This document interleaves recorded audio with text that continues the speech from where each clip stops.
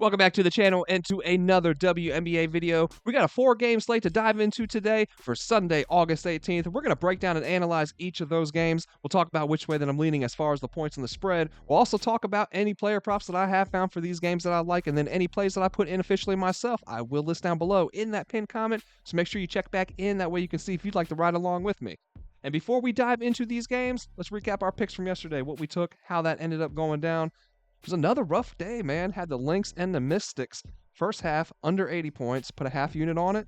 Don't cash. Took the Mystics in that game as well in the first half, plus 3.5 points, and combined that with the first half total of under 80.5. Put a quarter unit on it. It was plus 210 odds. We do not cash. Took Courtney Williams under 4.5 rebounds at a quarter unit. And this one, man, watching the game just felt like, all right, man, just luck is not on my side. Bro, I don't know how many long rebounds just kind of dropped right into her hands right there in the first quarter. But she hits over this number pretty early in the game. We do not cash. Off to an 0-3 start, man, looking rough. And then the Liberty, they come out flat, right, against the Aces. Chelsea Gray knocks in 2 threes right off the rip. I'm like, dude, I'm about to go 0-5 to start the day. Come on, what is going on? Luckily, the Liberty bounced back, man. They take control of that game just as I expected, using that depth that we talked about in the video yesterday. Took the Liberty plus 3.5, only put a half unit on it, and kicking myself in the butt now for that one, man. Should have went full unit on it, but oh well, we do hit on that one. And took Chelsea Gray under 9.5 points, like I said. She knocked in 2 threes right off the rip, then kind of went cold for a little while, just kind of went silent, distributing the ball more, but she does end up cashing on this one. I think in the third quarter, midway through the third, she went up over that mark. We put a half unit on that one as well. Obviously do not hit. And then we took the Sky on the money line, put a full unit on this one, and we sweated out every minute of it, man. They fought their way back in the fourth quarter. They do end up coming back for the win, and we finished 2-4 pick-wise on the day. But the way we split the units up does make it a little bit better. Those 4 losses were 2 half units and 2 quarter unit plays. And then, 2 of the wins, the one was a half unit and one is a full unit. So we end up just down like 0.2 of a unit on the day. But still, not ideal, man. Not what I like to see. This is 5-11 now since coming back from the WNBA break. These 3 games since, or 3 days since. 0-6 in player props, man. I have not had no luck with the player props, man, at all. So without any further ado, no more rambling, let's get into it today. We've got the Sun taking on the Dream in our first game. The Sun are laying 7.5, and we have an over-under sitting at 155.5. The Sun are playing their second straight on the road with a day of rest in between, while the Dream are on the second game of a 5-game homestand. Atlanta's coming off of a huge come-from-behind win over the Storm. Ryan Howard showed out in that one, and she killed the under that I took on her points. I'm telling you, man, I've been struggling with these player props, damn it. She doubled up on that 15-point line that was set for her, finished with 30 points. Jordan Canada also did end up playing in this one. She was listed as out. That's how I went over it in the video. And then they sent her out to start and play 29 minutes on top of that. She was big in her return as well. She had 10 points with 8 assists, 3 steals. Atlanta, they shot the ball well, 48% overall, 35% from deep, and they held Seattle to just 20% from 3, which honestly isn't anything new, man. Seattle is the lowest shooting 3-point team in the W. The Sun ranked just 8th in points per game, but they dropped 109 in their last game in an 18-point win in Dallas over the Wings. Short-handed in the backcourt and all, man. Down Tiffany Mitchell and DeJounte Carrington.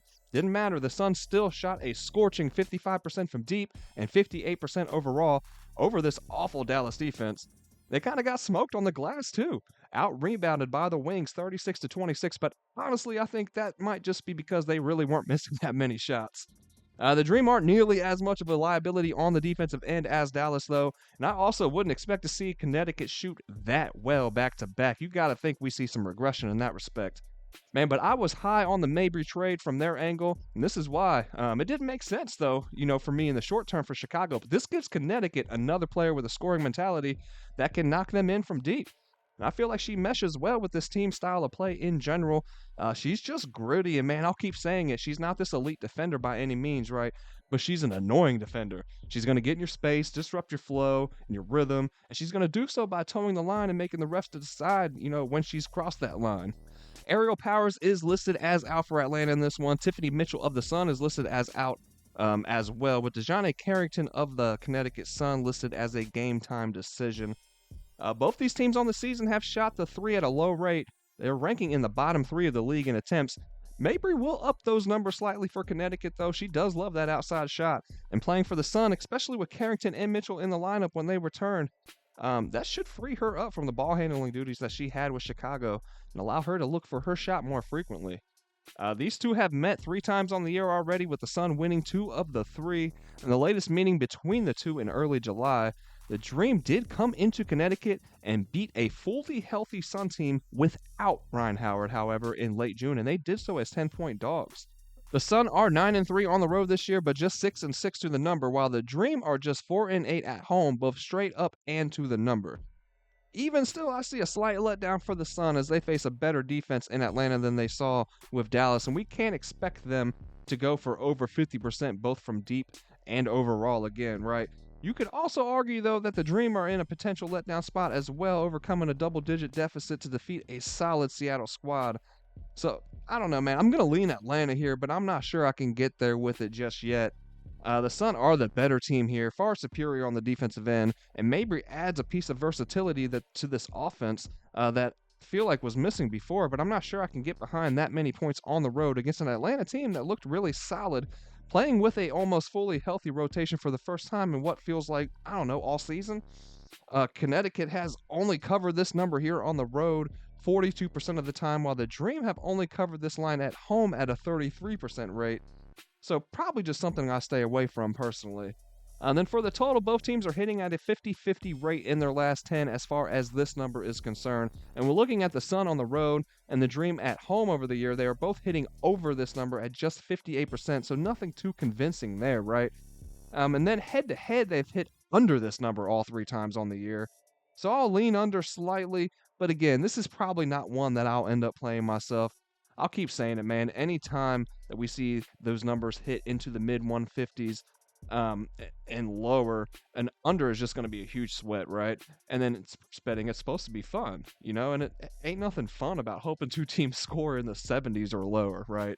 So, I don't know. It just doesn't feel fun or worth my time to sit here and sweat out if we can see if these teams can hit under 155 points. So yeah, no player props for this game either, man. Just not really one that I'm like really digging overall, period. So let's dive into the next one, man. We're looking at the Storm and the Fever. Now the Storm are coming into this one laying 2.5. We have an over/under sitting at 168. The Storm come into this one after that crushing loss to the Dream in Atlanta, in which they blew a 12-point lead that they had built by the half. This is the second game of a 3-game road trip for Seattle as well. The Fever are coming off of another win over the Mercury. They are now 3-0 over Phoenix on the year, winning by 9 in convincing fashion. They were actually up 17 after 1. They controlled most of the game, and besides a short-lived push from the Mercury in the third quarter, man, they had this one in the basket, right? These two have met 3 times on the year so far. The Storm taking all 3 and covering in 2 of those 3. Seattle jumped out to big leads in each of these games, man. 7 and then 9 twice at the end of the first quarter in each of these. Indiana just couldn't claw their way back against this tough Seattle defense. So right away here, considering the tough loss that Seattle just took, this data here as far as these two head-to-head in the first quarters, right? I could definitely see looking at Seattle in the first quarter here, but unfortunately, I don't see any lines currently available for the first quarter for this game or really any other game that I've looked at so far tonight. So be sure to check back into the pin comment later to see if we decide to roll with that, but I want to see where that number ends up landing at. And if it becomes available at any point. Typically we have first quarter lines by this time of the night, especially, the last game tipped off at 5, so a little strange there, but maybe they'll throw them in later in the day, hopefully. The Storm shoot the 3 at the lowest shooting percentage, and they get the majority of their buckets scoring in the paint and in transition. They are 3rd in the W in points scored off of turnovers, 3rd in second chance points, and 2nd as far as points in the paint. The Fever are giving up the 3rd most points off of turnovers, the most second chance points, but they have been solid in the paint, giving up the 3rd fewest points from that zone. They give up 87 points per game. That's the 2nd most, and they allow the 4th highest shooting percentage. So all in all, the Fever have obviously made huge strides over the course of the season, but specifically on the offensive end. And Seattle has the defense to rattle Indiana, and they've done so 3 times already on the year. They also have an offense that can put up numbers, man. They are third in the league in scoring despite the low shooting percentage from deep. And for all their improvements, the defensive end has still been a struggle for the Fever, so I'll lean Seattle full game. As far as the total, I'll lean over with this one being played at Gamebridge, especially. The Fever have an electric home base.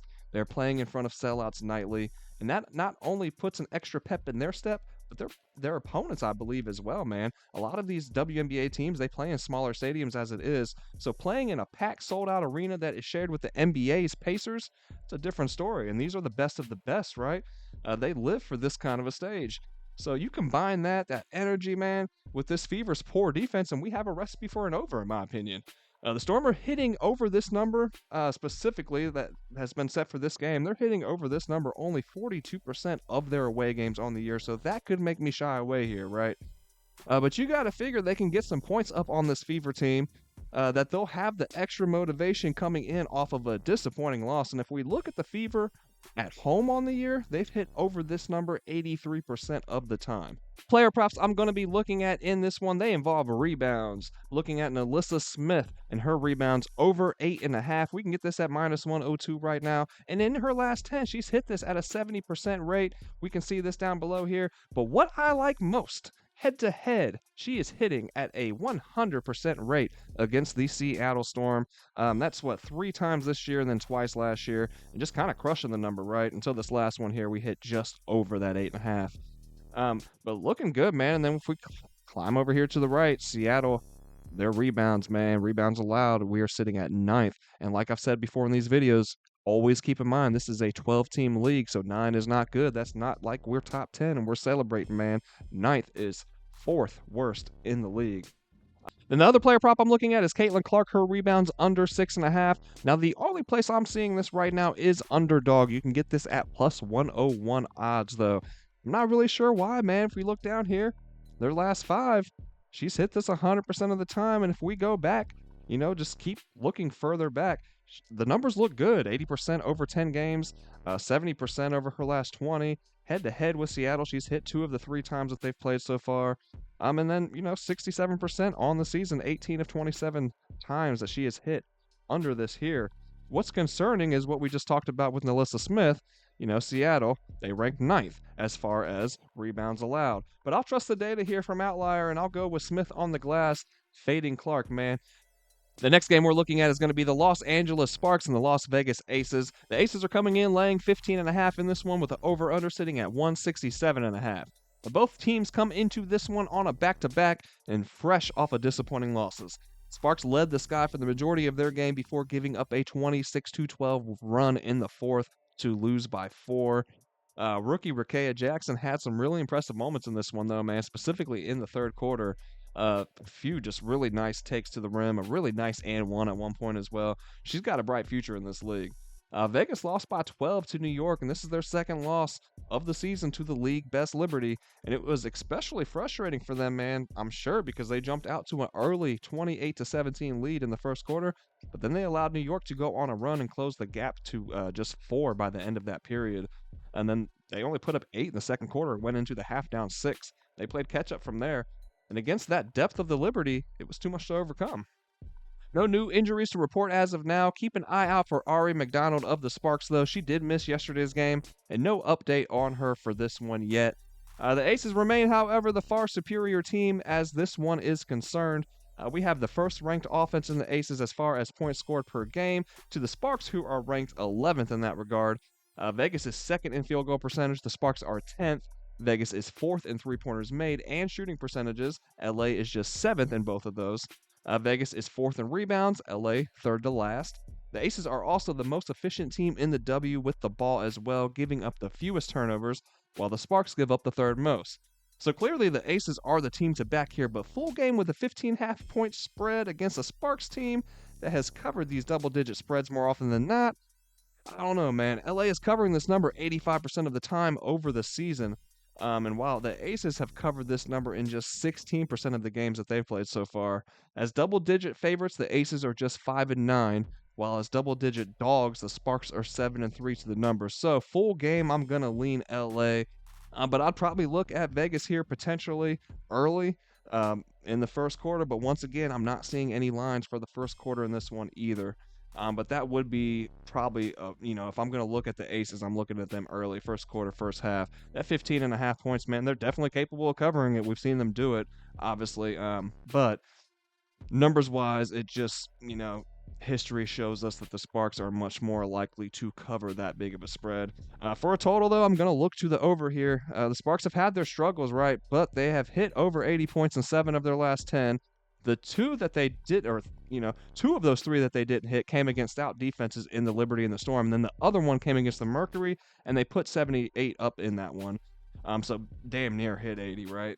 The Sparks have hit over this number in 70% of their last 10 played as well.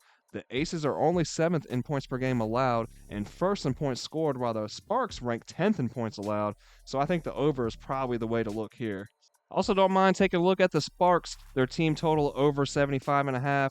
If we look down, they've hit this at an 80% rate over their last 10 games. And then head to head with the Aces in their last 7 meetings, they've hit at an 86% rate 6 of their last 7 times. The final game on the slate that we are looking at today is going to be the Chicago Sky taking on the Phoenix Mercury. Mercury are laying 7.5 in this one. We have an over-under sitting at 166.5. The Sky will be on a back-to-back here, fresh off of that come-from-behind win over the Sparks, so a potential letdown spot for them, as well as the fact that this will be their 3rd game in 4 days. And again, the Mercury find themselves in the same scenario here, 3 games in 4 days. The only difference is that they are coming off of a 1-day rest instead. Becca Allen is still listed as out for Phoenix, with Charisma Osborne listed as a game-time decision. There is a revenge factor in play here as well. These two just met on Thursday, and the Mercury smoked Chicago in that one by 20. Copper had a day against her old team as well, and Phoenix they controlled that one from tip to finish, taking it 85-65. But the Mercury, fresh off of a loss at home against a Chicago team that they manhandled in Chicago just a few days back, who happened to be on a back-to-back, I gotta lean Phoenix here, man. I like this matchup better for them. They just have far more weapons and much more talent, specifically on the offensive side of things. Chicago leads the league in rebounds and offensive rebounds, and they have scored the 4th most points off of second chance opportunities and the most points in the paint. And I do think Reese will get hers once again here against a Phoenix team that, besides BG, they don't have a huge towering lineup full of post players, right? This is a much more perimeter-focused team, and I simply don't think Chicago has enough defense along the perimeter to keep up with the likes of Taurasi, Cloud, Cunningham, and Copper. I'm going to lean Phoenix full game for this one. And then for the total, I'd lean under with the fatigue these two may have that may set in later in the game with both of these teams playing 3 times in 4 days. The last 4 meetings between these two have hit under this number. The Sky are hitting under this number at a 62% rate on the year, but the Mercury are concerning here, hitting over this mark. Just 52% of the games played on the year, but 60% in the last 10. But I'm inclined to lean under still with what we just discussed in mind. And then no player props I'm liking in this game as well. So guys, that's going to wrap it up here for another episode. I hope you guys enjoyed the content. If you found it helpful or useful in any kind of way, please do not forget to smash the like button down below and hit subscribe if you have not already. That way you don't miss out on any of the content that we are dropping over here daily at the Guy Boss Sports channel. And that's going to do it, guys. Let's have a great Sunday. Wrap up this week with a bang, man. Let's cash out, guys. I will see you all in the next video, man. Have a great day.